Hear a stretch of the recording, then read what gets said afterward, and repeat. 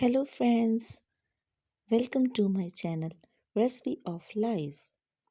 आज हम पढ़ेंगे हिंदी पाठमाला मधुप कक्षा 5 में से लिया गया पाठ हवा की दुनिया। सूरज की पहली किरणें हवा के मीठे झोंके के साथ अध खुली खिड़की से होती हुई भीतर आ गईं। मेरी पलकों पर नाचते हुए वे मुझे नींद से जगाकर नई सुबह का संदेशा देने लगीं। मैंने आंखें खोलीं और अपने पापा और बहन शालू को अपने पलंग के पास खड़े पाया। मैंने उठकर जम्हाई ली। पापा ने मुझसे पूछा, राजू, हमारे साथ स्टेशन चलोगे? कौन आ रहा है? मैंने पूछा। हरी मामा। पापा ने बताया। यह सुनकर मैं खुशी से उछल पड़ा। हरी मामा के साथ बहुत मजा आता है। मैं बिस्तर से कूद पड़ा, जल्दी से तैयार हुआ और एक गिलास गर्म दूध गटका। पापा ने 2 बार गाड़ी का हॉर्न बजाया। मैं झटपट पोर्च में पहुंचा और कूदकर कार में बैठ गया। हम जल्दी ही स्टेशन पहुंच गए। रेलगाड़ी सरकते हुए आई और घर घराते हुए रुक गई। हरी मामा नीचे उतरे और उनकी आंखें हमें ढूंढने लगीं। मैंने उन्हें देख लिया और दौड़कर उनके पास पहुंचा।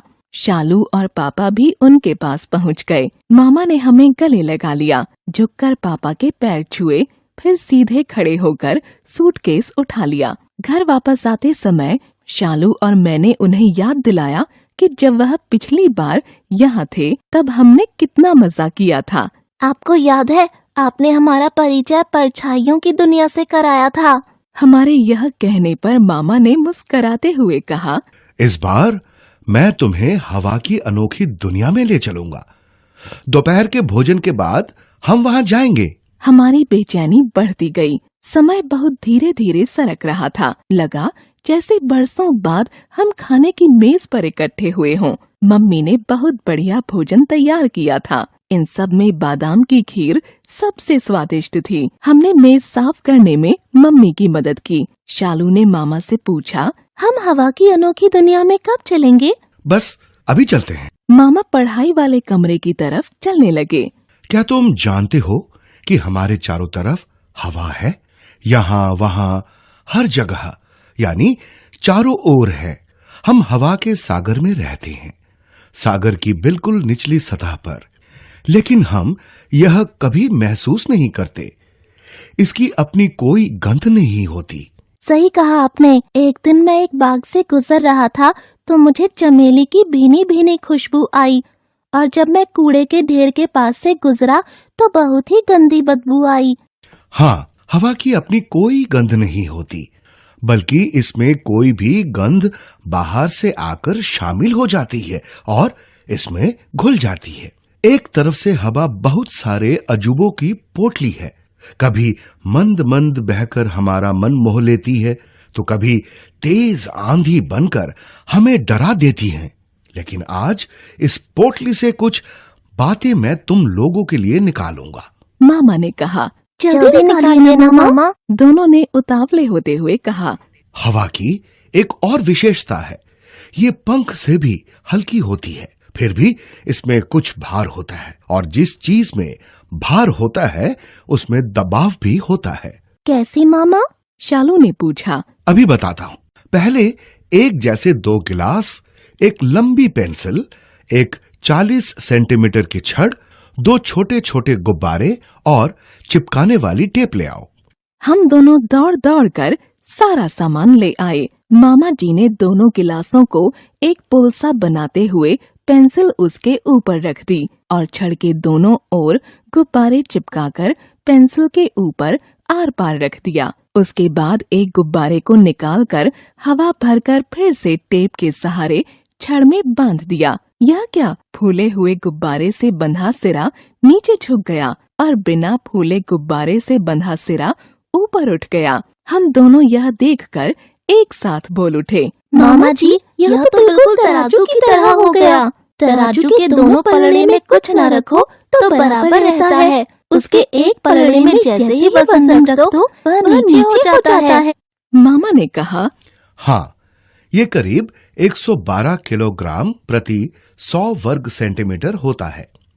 अब मैं तुम्हें हवा के बारे में कुछ और बताता हूं। हवा हम पर चारों ओर से दबाव डालती है और वह बहुत शक्तिशाली होती है। सच मामा, हवा बहुत ताकतवर होती है। शालू ने पूछा। अभी दिखाता हूँ ये कितनी शक्तिशाली होती है। मामा ने कहा। मामा ने एक गिलास उठाया जिसके किनारे चिकने थे। उन्होंने गिलास में पानी भरा और किनारों को गीला कर दिया। फिर एक गत्ते को गिलास के ऊपर रख दिया और हथेली से पकड़कर गिलास को उल्टा कर दिया। थोड़ी देर बाद हाथ हटा लिया। यह क्या, गत्ता गिलास से चिपका रहा और पानी गिलास में भरा रहा। एक भी बूंद नीचे नहीं गिरा। दोनों बच्चे आंखें फाड़कर देख रहे थे।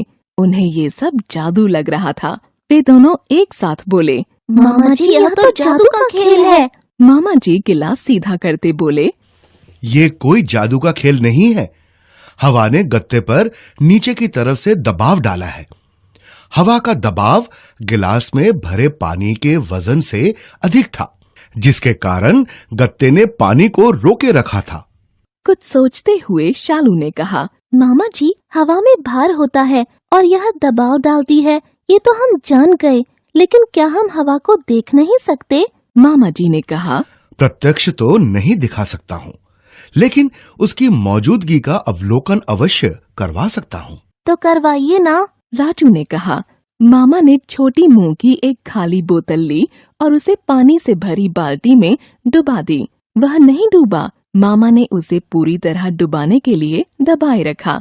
बोतल में पानी जाने की आवाज सुनाई देने लगी और सतह पर बुलबुले दिखाई देने लगे। मामा जी ने कहा, ये हवा के बुलबुले हैं। जैसे ही बोतल भर जाएगा ये बुलबुले नहीं दिखाई देंगे। वह क्यों मामा जी? शालू ने पूछा।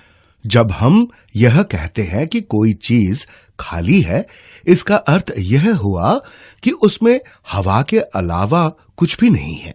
जब बोतल को पानी में डुबाया तब जितनी मात्रा में बोतल में पानी जा रहा था, उतना ही मात्रा में हवा बोतल से बाहर आ रही।